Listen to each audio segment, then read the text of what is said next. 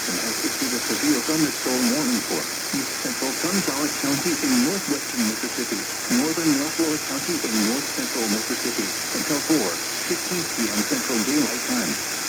At 3:08 p.m. Central Daylight Time, a severe thunderstorm was located over Louisville, moving at 15 miles per hour. Hazard, 60 miles per hour wind gust. Source, radar indicated. Impact, expect damage to roofs, siding, and trees. This severe thunderstorm will be near Sunnyside, Minnesota, and then around 4:15 p.m. Central Daylight Time. Other locations impacted by the severe thunderstorm include Slater and Armstrong. For your protection, you need to